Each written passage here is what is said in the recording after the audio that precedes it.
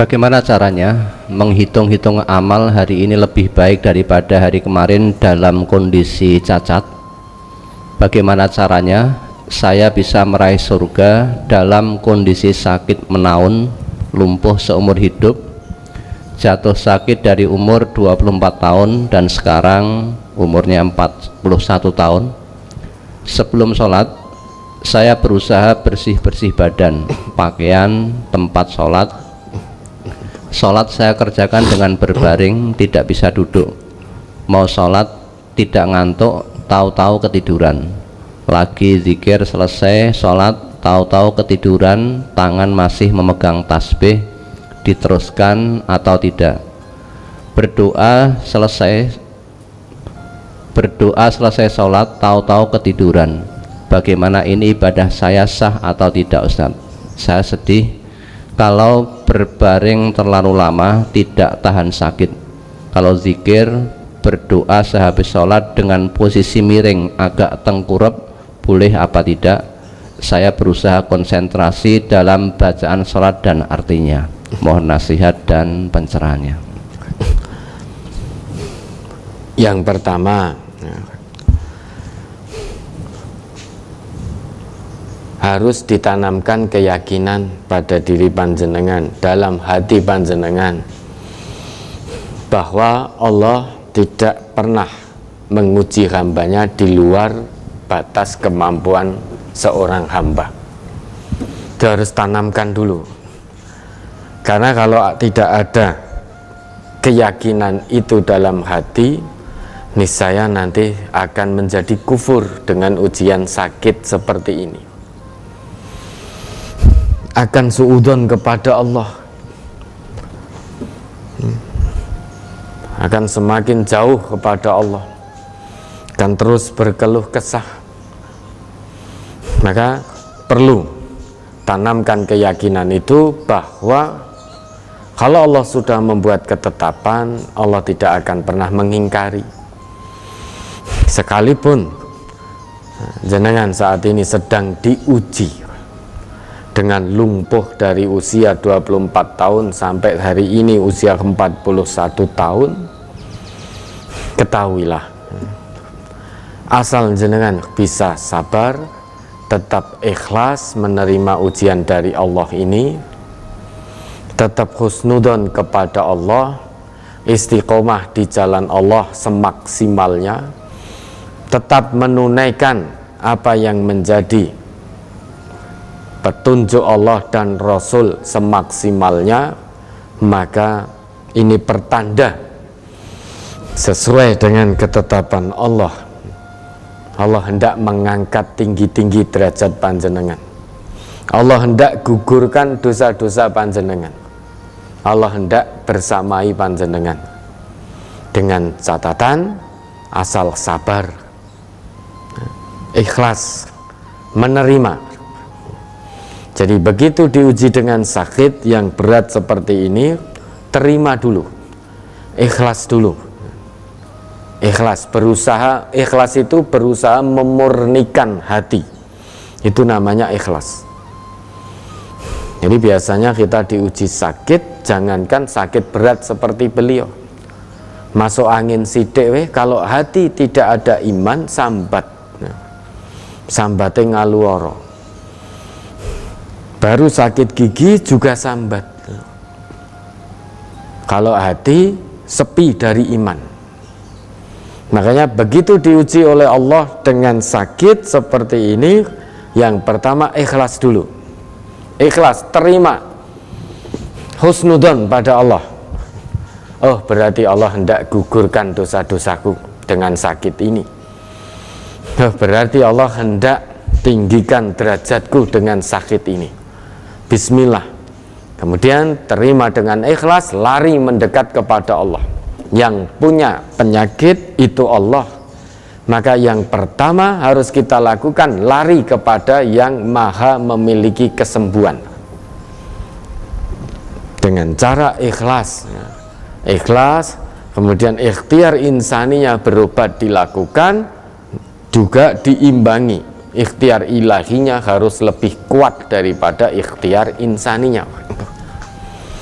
Kebanyakan manusia kalau sakit justru lebih kuat ikhtiar insani daripada ikhtiar ilahinya.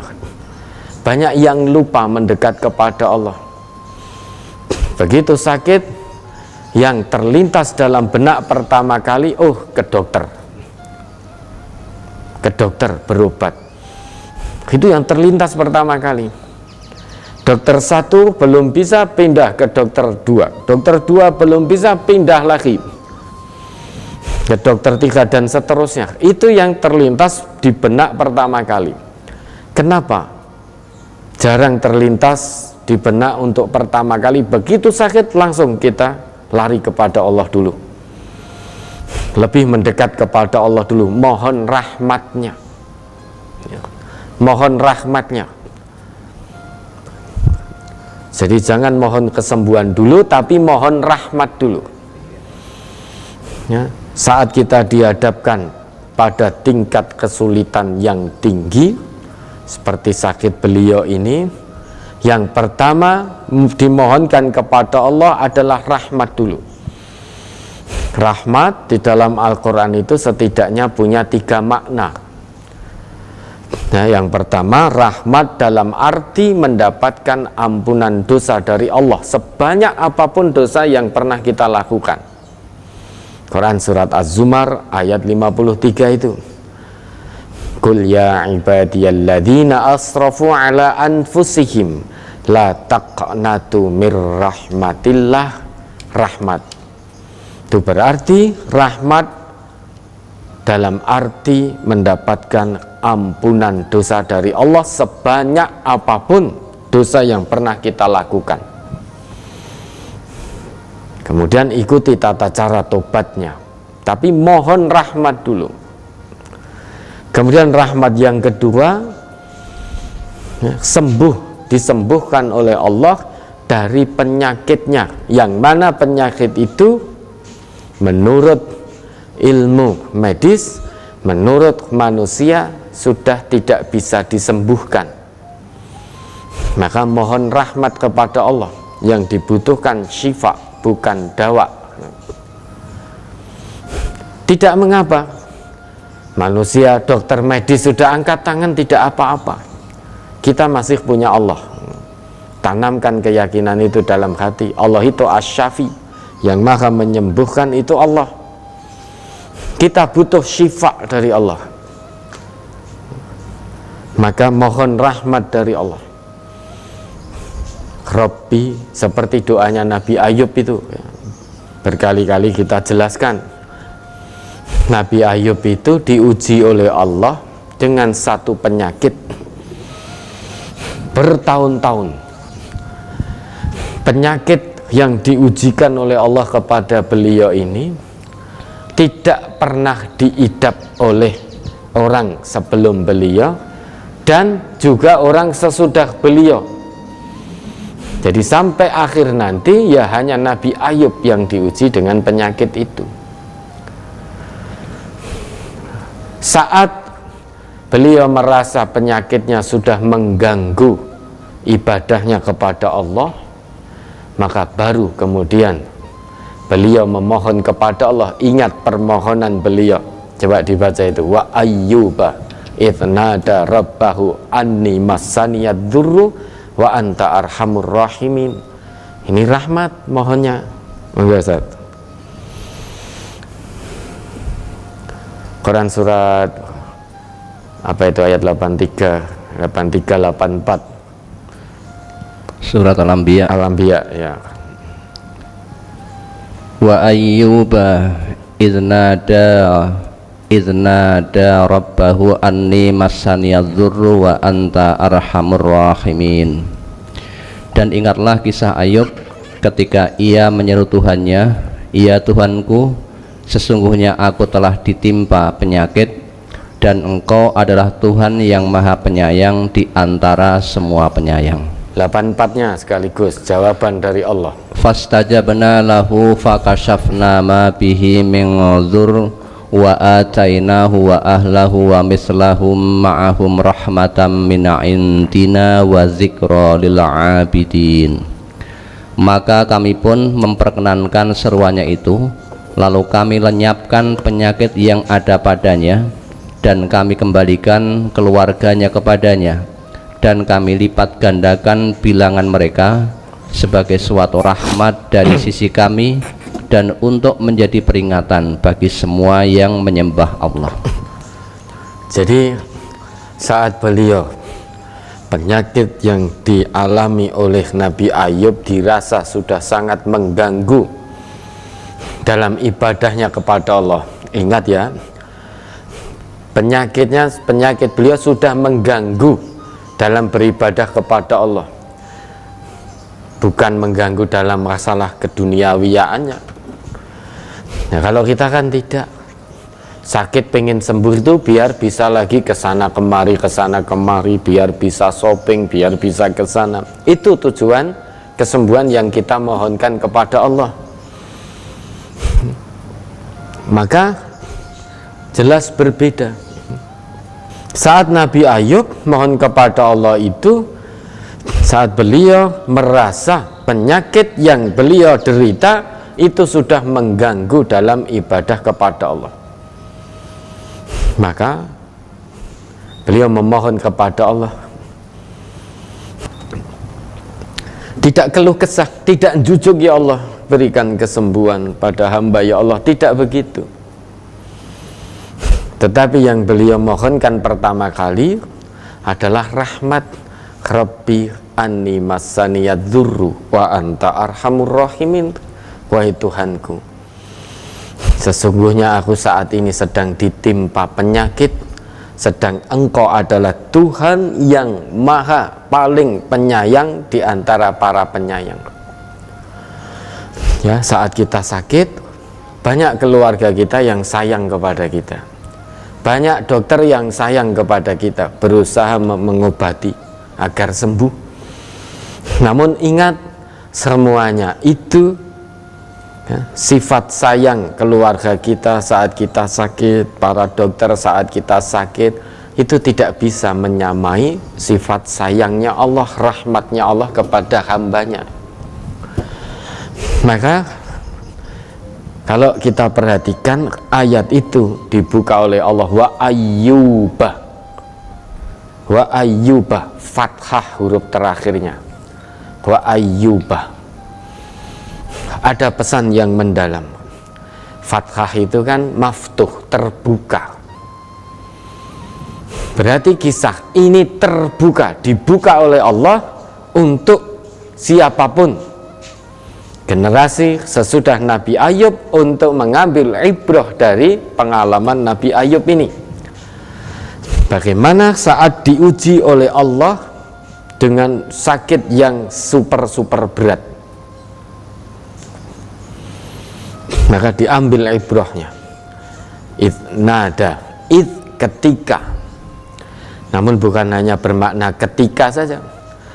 Di situ bermakna ambil pelajarannya, ambil ibrahnya, ambil hikmahnya, ikuti, amalkan dalam kehidupan sehari-hari. Apa yang dilakukan Nabi Ayub saat menghadapi ujian sakit yang begitu berat dari Allah, ujian keimanan dan ketakwaan? Ternyata beliau tidak putus asa dari rahmat Allah. Beliau lari kepada Allah yang maha memiliki kesembuhan, ya. Yang beliau mohonkan bukan keluh kesahnya agar langsung diberi kesembuhan, bukan. Namun beliau sampaikan kepada Allah, Rabbi anni masaniyad dzurru, wahai Tuhanku, sesungguhnya aku saat ini tengah ditimpa penyakit. Wa anta arhamur rahimin, sedang Engkau adalah Tuhan yang paling penyayang di antara para penyayang. Kalau itu, doa itu kita panjatkan dengan dorongan keimanan, ketakwaan dari dalam hati, hanya mengharap ridha Allah, murni mengharapkan pertolongan Allah seutuhnya, bergantung hanya kepada Allah yang pertama dan utama, maka hasilnya luar biasa. Ayat berikutnya, fastajabna lahu wa fakashafna ma bihi min durrin. Maka doanya langsung dikabulkan oleh Allah tanpa tunggu lama. Ya, pakai fa di situ, harfun bila hudud, tidak lama-lama sudah. Fastajabna lahu. Kami kabulkan, perkenankan permohonannya itu. Kemudian fakashafna ma bihi min durrin, kami angkat penyakit dari dirinya. Kemudian dikembalikan keluarganya. Ya, beliau sakit, bukan hanya sakit saja, ujian sakit berat, diemoi masyarakatnya, kemudian keluarganya semuanya meninggal, habis semuanya.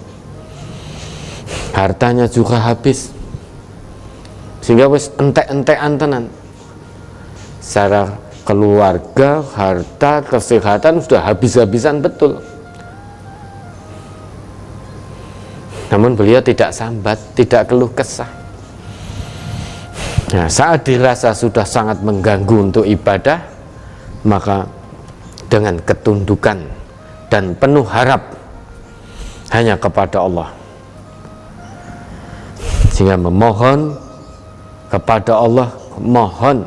Beliau tidak mohon kesembuhan, tetapi menceritakan kepada Allah, meski sesungguhnya beliau juga tahu kalau Allah maha mengetahui kondisinya.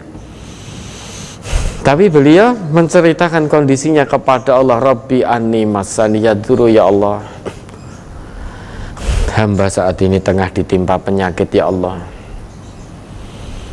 sembuhkanlah hamba.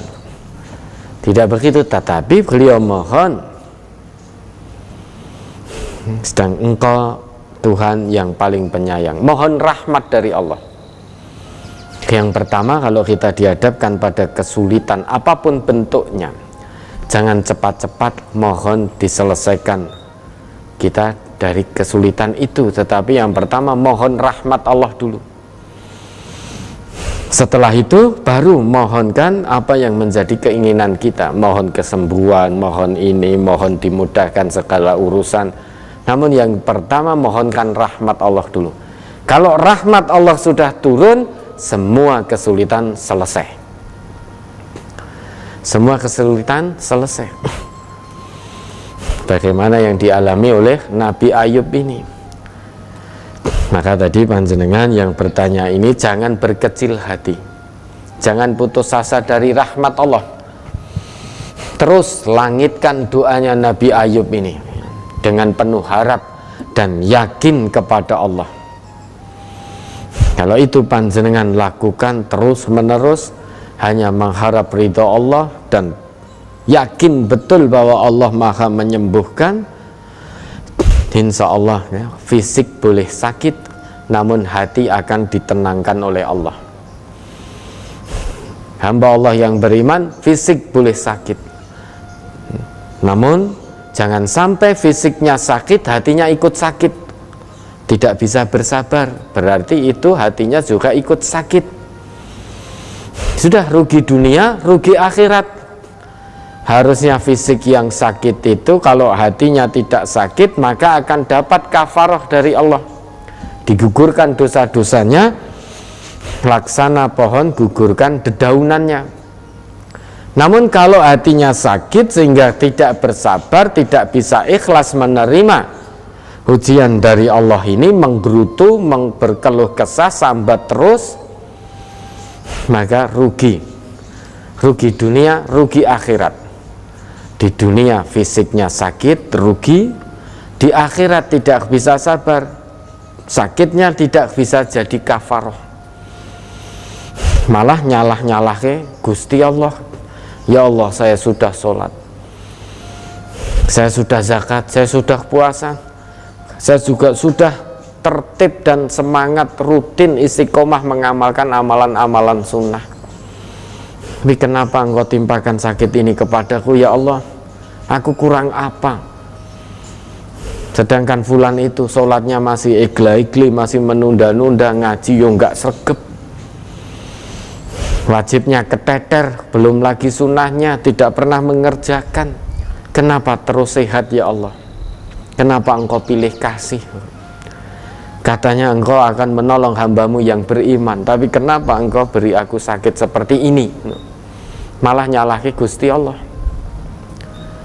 Dunyane rekoso, akhiratnya tambah rekoso, nyalahi Gusti Allah.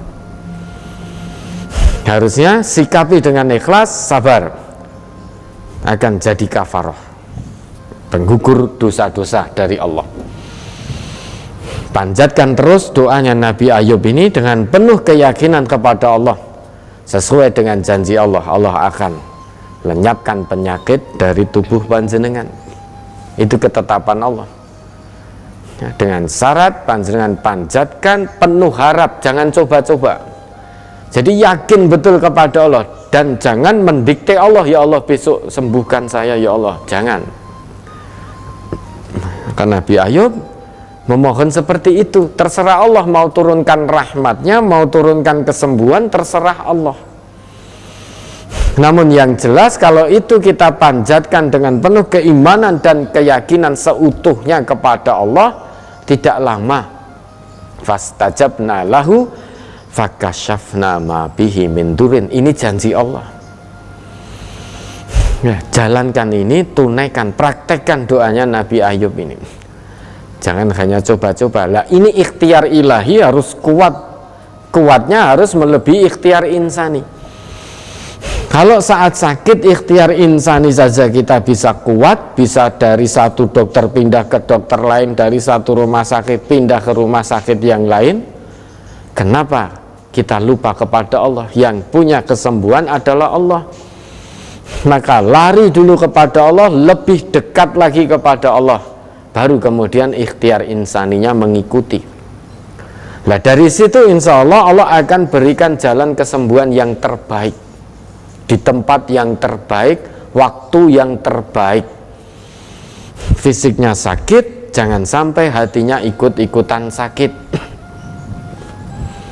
Fisik boleh sakit, namun hati tetap harus tertaut, tertambat hanya kepada Allah. Nah bagaimana sholatnya? Fattaqullaha mastata'tum, bertakwalah kepada Allah semaksimalnya.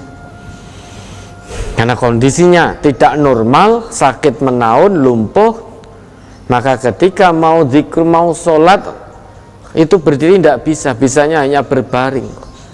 Ya maksimalnya berbaring, maka dengan berbaring.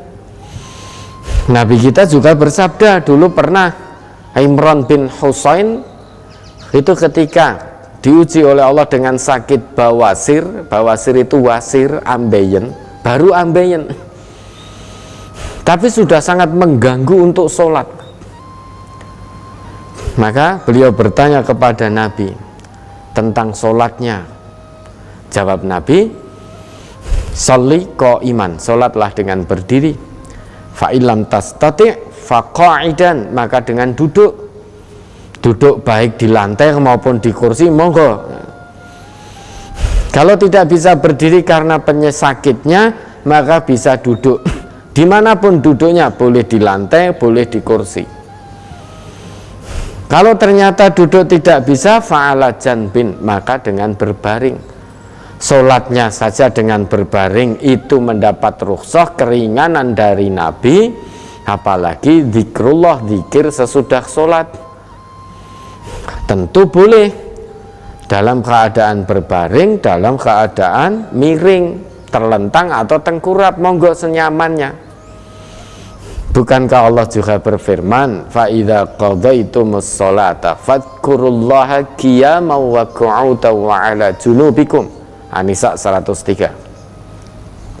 Buat ingat kembali itu. Jika kamu telah tunaikan sholat, fadhkurullah, maka zikirlah kepada Allah, baik dalam keadaan berdiri, ataupun dalam keadaan duduk, ataupun dalam keadaan berbaring. Jangan sampai tidak zikir, apapun keadaannya, zikrullah.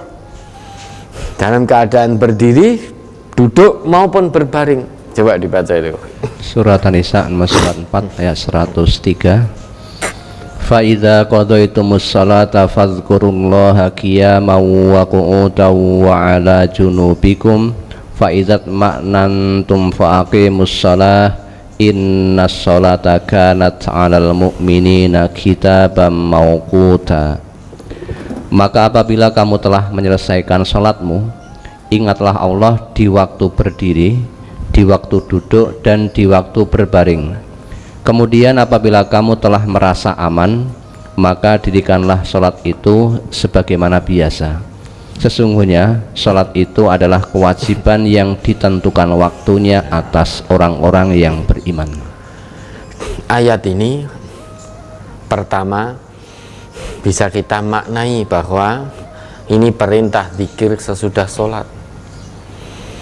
Jadi kalau sholat sudah kamu selesai, kamu tunaikan, ojo langsung mak kelebat melupakan Allah, jangan, tapi zikrullah di situ. Zikir sesuai dengan apa yang dituntunkan oleh Rasulullah. Selesai sholat jangan langsung kelebat, jangan langsung sibuk dengan urusan dunia, zikir dulu. Boleh zikirnya dalam keadaan berdiri, maupun dalam keadaan duduk, maupun dalam keadaan berbaring. Itu makna pertama. Kemudian makna kedua, ayat ini mengingatkan kepada kita tentang fungsi sholat.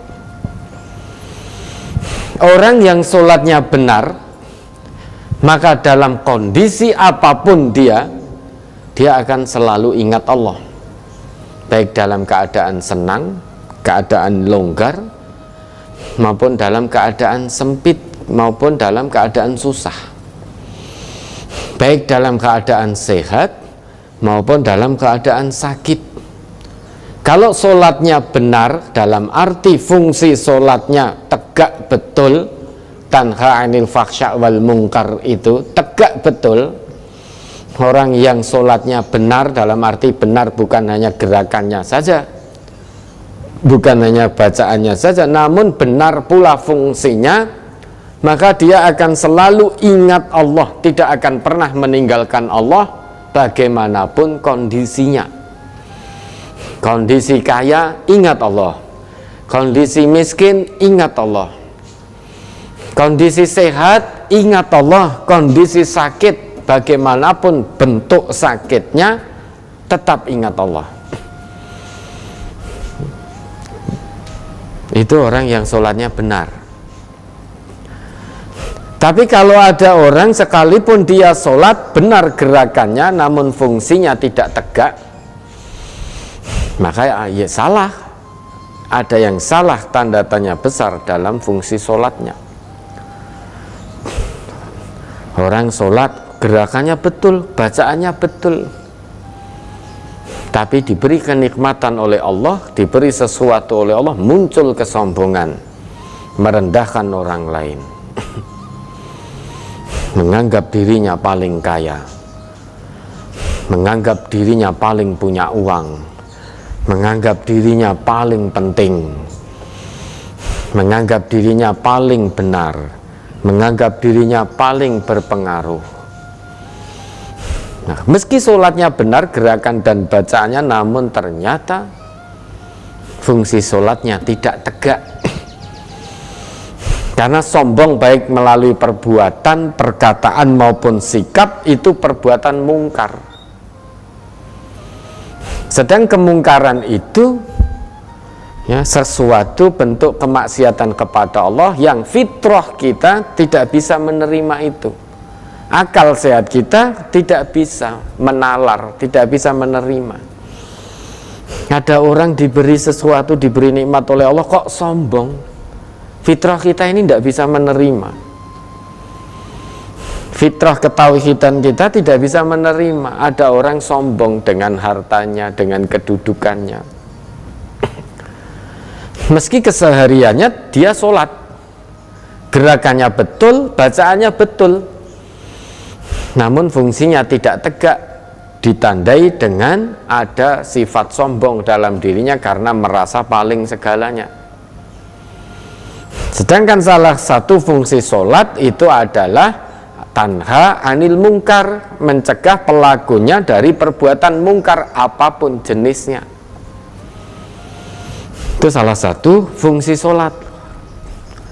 Maka tidak pernah ada ceritanya di masa Nabi dan para sahabat generasi muslim zaman dulu, awal-awal dulu, orang-orang yang sholatnya betul, fungsinya tegak betul. Fungsi sholat ini, orang sholat kok kemudian selesai sholat, selesai zikir lantas mencaci maki saudaranya. Tidak pernah terjadi. Orang yang fungsi sholatnya tegak, tidak pernah ada ceritanya keluar dari masjid memakai sandal temannya, pulang dari masjid berjalan ke rumah bersama dengan jamaah masjid yang lain, sepanjang perjalanan ghibah saudaranya, podo-podo sholat ning kono. Nah, berarti sholat yang seperti itu baru sebatas menggugurkan kewajiban, belum tegak fungsi sholatnya. Perbuatan mungkar masih terus dilakukan. Nah, ini ada juga orang yang setiap hari ya sholat, ning perbuatan keji, fahsya juga terus dilakukan, perbuatan mungkar juga terus dilakukan.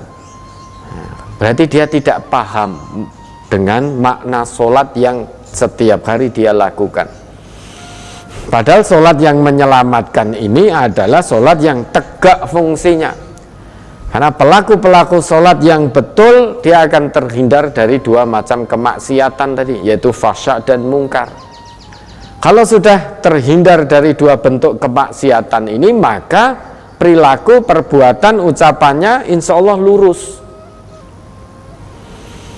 Ketika diuji sakit pun tidak akan meninggalkan Allah, terus zikrullah, ingat kepada Allah dengan cara sabar, tenang hatinya. Ala bidzikrillahi tatma'innul qulub. Itu salah satu anugerah yang Allah berikan kepada orang yang sholatnya betul, fungsi sholatnya tegak, hatinya akan selalu tenang. Ala bidzikrillahi tatma'innul qulub. Dihadapkan pada kesulitan apapun bentuknya, dimanapun kesulitan itu ditemui, hatinya tetap akan tenang. Itu orang yang sholatnya berfungsi. Karena puncak zikrullah adalah sholat. Puncak mengingat Allah itu sholat. Nah, sholat harus fungsi. Kalau fungsi maka hatinya tenang, turun ketenangan dalam hatinya. Sakit berat, lumpuh dari usia 24 sampai 41 tahun, karena sholatnya berfungsi betul, hatinya bertaut betul kepada Allah, yakin betul Allah tidak menguji hambanya di luar kemampuannya, maka Allah turunkan ketenangan dalam hatinya, sehingga fisiknya sakit, hatinya tetap sehat.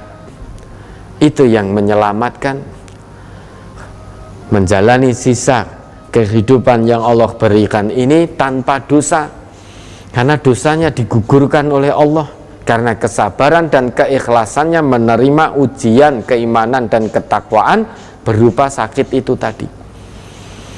Kalau ada manusia yang mengatakan lah piye jane yo pengen sabar, ning nek lara ki yo tenan rekoso tenan. Lha jenenge lara itu yo rekoso. Sakit itu juga rekoso, wong dari sehat kondisi normal menjadi kondisi tidak normal, kondisinya serba terbatas. Maka kalau kita menyikapinya dengan kolbun yang tidak salim, ya kita merasa rekoso, berat sekali. Namun kalau kita terima, kita sikapi dengan kolbun salim, ringan. Siapa yang meringankan? Allah. Buktinya Nabi Ayub, ya, sakit itu paling berat yang dialami Nabi Ayub. Manusia sebelum dan sesudah Nabi Ayub tidak pernah mengalami ujian sakit seperti yang beliau alami. Kenapa Allah memilih beliau? Sesuai dengan janji Allah, Allah tidak akan pernah membebani hambanya di luar kemampuannya. Allah memilih Nabi Ayub karena Allah maha mengetahui hanya Nabi Ayub yang sanggup melewati ujian sakit itu dengan sabar dan ikhlas, tawakal terus pada Allah. Maka kenapa jenengan yang dipilih oleh Allah untuk lumpuh, diuji dengan lumpuh dari usia 24 sampai 41 ini? Karena Allah Maha mengetahui, jenengan yang mampu melewati itu dengan tetap sabar, ikhlas, tawakal betul kepada Allah. Yakin pada Allah, Allah tidak akan pernah terbolak-balik dalam menurunkan ujiannya. Yang harusnya diturunkan ke jenengan tidak mungkin diturunkan pada orang lain. Yang harusnya diturunkan pada orang lain tidak mungkin diturunkan kepada panjenengan. Itu sudah pas. Allah turunkan ujian tidak pernah salah orang. Karena Allah Maha mengetahui, hanya orang itu yang sanggup melalui ujian itu dengan tetap sabar, tetap iman, istiqomah kepada Allah. Ini teori kebenaran Al-Quran, datangnya langsung dari Allah. Teori kebenaran agama mudah diucapkan. Kenapa? Karena kita masih diuji oleh Allah dengan kesehatan. Maka saat kita dianugerahi oleh Allah, masih diuji dengan kesehatan, kewajiban kita menguatkan, mensupport, memotivasi saudara-saudara kita yang kebetulan diuji oleh Allah dengan sakit. Maka pahalanya luar biasa. Ziarah iyadatul marid, menjenguk orang sakit itu pahalanya luar biasa di sisi Allah. Tapi tidak asal menjenguk orang teko terusan, menjenguk yang menghibur, yang memotivasi. Lah ini menjenguk, ketemu pasiennya di rumah sakit, jenengan gerah nopo, wah kebetulan mungkin wah saya jantung, stroke dan lain sebagainya. Waduh, pun jenengan udah mboten sah mikir neka pun pokoknya kathah-kathah zikrullah tangga kula ndek wingi nggih ngoten niku pun mboten enten. Nah itu namanya tidak menghibur, memotivasi orang yang sakit, malah nambahi beban, nambahi rekoso. Nah, maka para dokter ini hati-hati ya dalam memberikan motivasi pasien-pasiennya. Dokter-dokter ini kalau bisa, karena Nabi kita bersabda ya likulli da'in dawaun, setiap penyakit ada obatnya. Bisa jadi obat yang dimaksud oleh Nabi dalam sabdanya adalah motivasi dari dalam diri pasien itu. Itu obat termanjur, bisa jadi. Maka para dokter, ahli medis kalau mengabarkan penyakit seorang pasien harus dengan motivasi. Oh, kanker stadium sekawan, oh enggak apa-apa ini ya. Ini kanker stadium sekawan, Allah Maha menyembuhkan. Insya Allah nanti Allah akan sembuhkan. Nah saya niki jenengan kewajibannya, oh ini diminum sekian, ini diminum sekian, pun insya Allah nanti Allah menyembuhkan. Mboten usah dipikir abot-abot. Memang jenengan saat ini diuji oleh Allah dengan sakit seperti ini. Namun jangan mikir sing neko-neko wis mesti mati aku. Jenengan gerah kanker napa mboten ya tetap mati. Kita sadari begitu. Banyak orang sehat yang tidak gerah tapi sudah berpulang terlebih dahulu. Pun mboten napa-napa, pokoknya jalani pengobatan dengan tertib, insya Allah nanti atas rahmat Allah menyembuhkan. Kalau dokter muslim harus seperti itu. Jangan sampai wah ini tidak bisa, ini seharus begini, kalau enggak sudah tidak bisa tertolong, sudah meninggal nanti. Wah ini dokter yang tidak punya etika, seperti ini. Kuatkan. Jadi ada pasien datang berobat di samping panjenengan sebagai wasilah, bisa jadi melalui motivasi panjenengan oleh Allah izinkan ada kecocokkan dengan obat yang panjenengan beri, karena munculnya motivasi dari dalam diri pasien tadi. Bisa jadi dawa yang paling manjur adalah motivasi dari dalam diri, semangat untuk sembuh ya. Karena kalau tidak ada semangat untuk sembuh, maka semakin digerogoti oleh penyakitnya itu. Kalau ada semangat untuk sembuh, maka bisa melakukan perlawanan terhadap penyakitnya.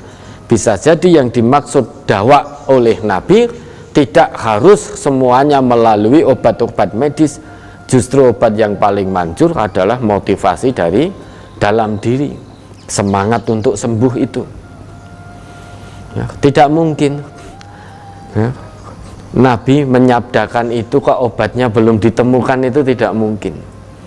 Saat Nabi bersabda itu berarti ada pemberitahuan dari Allah.